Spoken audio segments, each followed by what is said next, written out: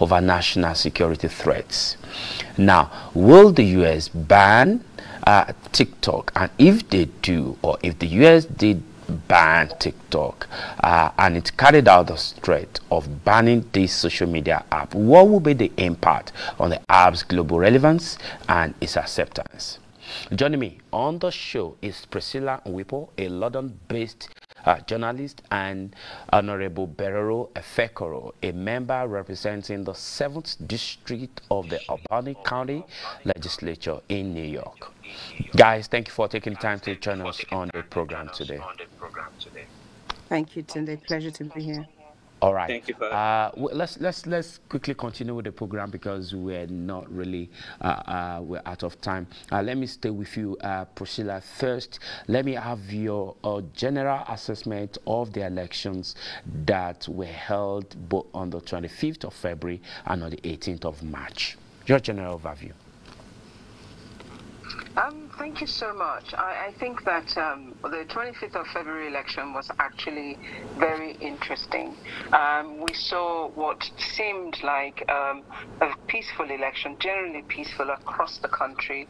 But I think what was most interesting is being able to see the effects and the impact of the Labour Party and their ability to go out and to be able to vote in the numbers that they did, and to be able to make to have the impact of electing individuals that some say were not able to pay for their pay for their campaign or to go out to campaign because of lack of funds, but then they were elected from different parts of the country. So that was really exciting to see that change happen. Now, when we look at what happened on the 25th, of course, the impact of the 25th rather affected what we saw on the 18th. It kind of informed, because what we then saw was that there was a change across board, especially with our governors. The Nigerian governors were now going out to campaign a lot more so than they were. And the tone of their campaign changed at this point because they felt that there was a threat. The Labour Party became a real threat to them. So it was no longer business as usual, but it meant that they had to go and meet with the electorate. We saw so many different things happening across the country. All of a sudden, pensions were being paid. In Lagos, they were releasing cars for free from the pound, and things like that. However, I have to say that what actually transpired on the day, what marred the elections of the 18th, which made it quite a painful experience for right across board yet again, is the unfortunate incidents that we saw, the lives that were lost, the ethnic bigotry that suddenly, out of nowhere, the whole exchanges, and of course we're still reeling the aftermath of the 18th as we speak, because with what we're seeing up north, the women are coming out as we speak and saying this is not the person we voted for, and we're seeing protest. That's happening right across the country. The elections of the 18th, to describe it, it was quite devastating. It was supposed to be an election. It didn't feel like an election. It felt like it appeared some kind of a war zone in some areas, in some parts of the country. There were peace in other parts of the country, but it wasn't quite on the same level of what I think was experienced on the 25th of February. So there are real issues. There are real aftermaths, both for the 25th and the 18th. But most certainly, the one thing we can all agree on is that our Nigerian election will never be the same again. All right, Priscilla and Wipo from London. Let's turn to Honorable Beroro, who is joining us live from New York. Thank you for taking the time to join us. Let us have your general view of those elections. Beroro. Yes, thank you. Thank you. Yes, thank you once again for having me. And I believe Priscilla actually hit the nail on the head, and she briefly summarized every single thing and touched on every single topic. in just a few seconds. And going along with what she said, I believe the presidential election, might have not gone the way a lot of people hoped that it would go, but for the most part, it was peaceful. But we did see a lot of voter intimidation and voter suppression across different municipalities, and municipalities meaning a district or cities. And I believe that those people, individual INEC officials, who did not, who refused without justification to follow the procedures for uploading results and collating results, should be investigated and persecuted across the board pretty much. But like again, what I would say is that I'm very impressed with the fact that President Buhari and INEC did introduce the papers that is now making a lot of us and a lot of Nigerians have some sort of faith in the electoral process. So I will give them the credit for introducing the papers, but it has to be done more credibly and ensure that individual INEC officials follow the process for uploading those results and collating results at the polling units. Let me still stay with you, Beroro. It's still on record that the U.S. President Joe Biden hasn't sent an official congratulatory message to the president-elect, unlike the UK Prime Minister Rishi Sunak. What does it mean for the president-elect and the U.S. government as a whole, which appears to be very unusual in the diplomatic world? Yeah, I believe the President Biden may have his own reservations as to why he did not send the personal congratulatory message. I believe the embassy did send the message, a congratulatory message. But again, as we saw in the presidential elections, there was a lot of rigging, there was a lot of voter intimidation and suppression, and as you are aware, some parties have also filed petitions to take the matters and address them in the court of law. So, like I said, I believe those people who are aggrieved by the outcome of the election and what they saw in the electoral process should seek redress in the court of law. And I believe that is what President Biden is also waiting for. But I know I cannot speak on behalf of President Biden, and I don't know why he hasn't sent the congratulatory messages personally, but again, the embassy has done so, and he may have his reservations. All right, Priscilla, let me come to you.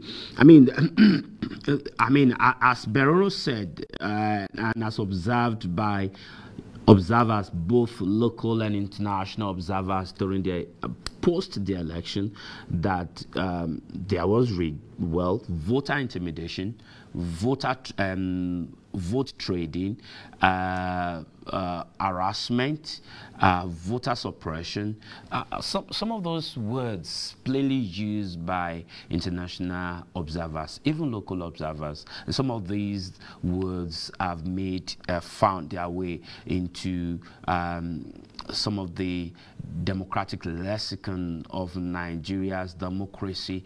But the question is, how did that election, the election of February 25th, put Nigeria on the international scene? Wow, you're absolutely right. The news was carried right across board, whether it was the New York Times, whether it was the Financial Times of London, it was carried in Germany, you name it. It was carried right across. And of course, the findings of the observers were, they took first place, especially with the Financial Times. They described what they witnessed in Lagos, and it really was was not comfortable. But I think that you know, it's really brought the world's attention to Nigeria's election in this present cycle.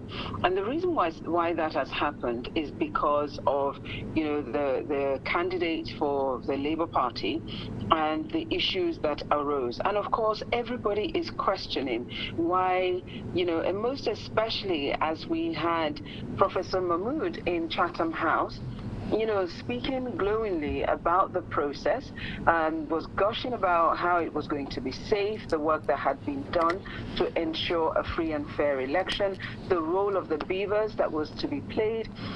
It was the game changer as far as he was concerned. He went so far as to say that this was the election for the young people, because there was an increase in those who had, and the young people who had registered, but the number of the registration had gone up.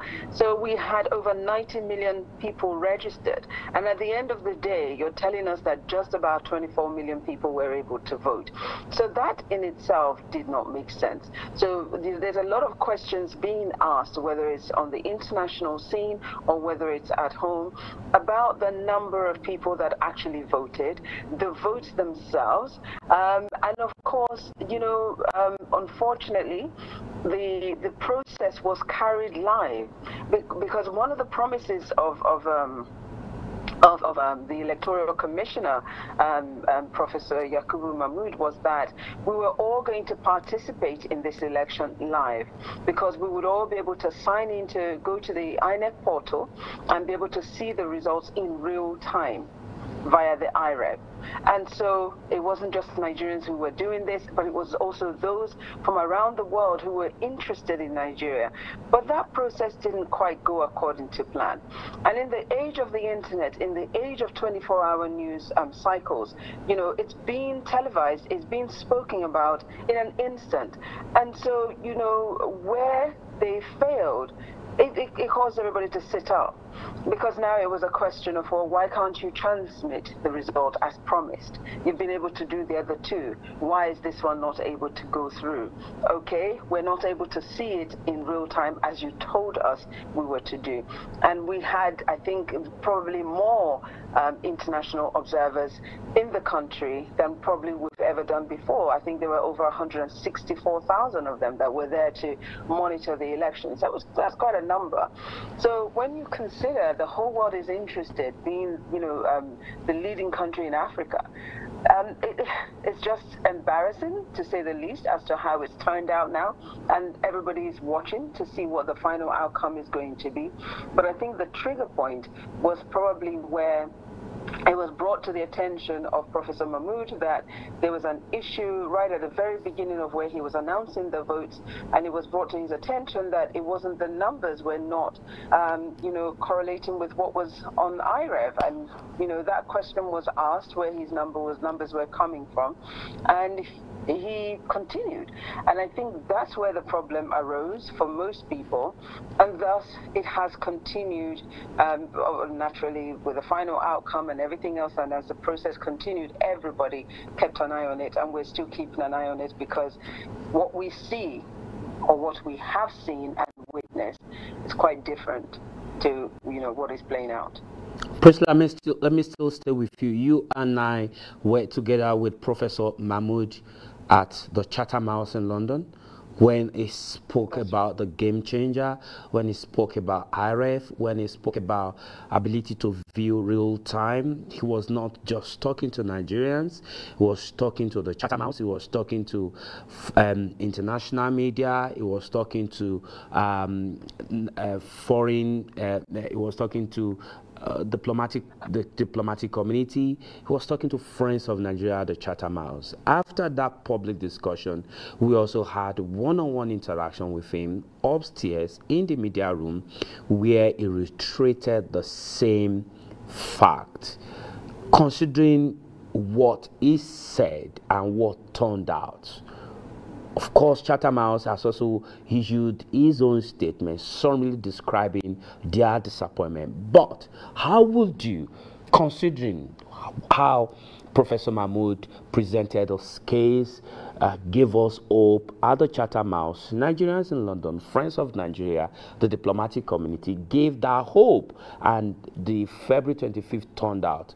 May I ask you, how did you personally feel? And Nigerians in London. I think disappointing or disappointment or disappointed is how we all feel, because you're right, we witnessed him live, you and I, in Chatham House, and so did the world, because online, I think that day there were thousands of people online that tuned into the Chatham House conversation from around the globe. They were not just Nigerians, as you've said, and because our elections, our election cycles are always marred with whether it's violence, whether it's allegations of rigging, whether it's malpractices. We've always had that. But when we listened to him at Chatham House on that fateful day, he made us believe that those things were to be things of the past. Malpractices was to be something of the past, and the ability to rig would be something of the past, and and it was going to be peaceful. And so everybody was looking forward to seeing this play out. So then for it to end in, with us using the same wordings to describe it, we're back to square one, same vocabulary, same experiences and conversations. It's devastating. It's extremely disappointing. All right, extremely disappointing. And so much money had been invested in it too. Priscilla, thanks a lot. Beroro, let me have your last take on this issue. What is the way forward for Nigeria? How, in 1 minute, I need you to just summarize in 1 minute how Nigeria can get over this, because there's so much disaffection, so much anger, both at the international scene and in Nigeria. Among some of you out there, we've seen Nigerians tearing their international passport. Unfortunately, I don't have the time to talk about this. How do we move forward from here? In 1 minute, Beroro. Yes, that is actually a great question, and a question I was looking to hear. What is the way forward? First, those people who are aggrieved, and they should seek redress in the court of law and let the law take its course. Secondly, like Priscilla was saying, we were hopeful about the Bibas, and I'm very impressed again with the introduction of Bibas into the Nigerian election or Nigerian electoral process. But we need to now figure out where did the Bibas fail? Did the Bibas actually fail, or did people fail the Bibas? Individual INEC officials refused to upload results as it was supposed to be. Now, like Priscilla was saying, I think in summary of that, Professor Mahmood believed, or I believe that Professor Mahmood believed that he had everything under control. Okay, Beroro, I'm afraid I have run out of time, but I'm going to bring you back again to continue on this line of discussion, because there are so many issues we need to talk about. We need to talk about Nigerians out there in America, in the UK, tearing the international passports. We look at the implication of TikTok and the US government and the policies of internal threats of TikTok. We'll come back to talk about all these things, but I've run out of time. Guys, thanks a lot for joining us on the program. Beroro from New York, thanks a lot. Priscilla from London, thank you. We'll come back to continue on this line of discussion. Thank you, guys. Sincere appreciation to the team that's made this happen. Thank you for your time on the show. Bye.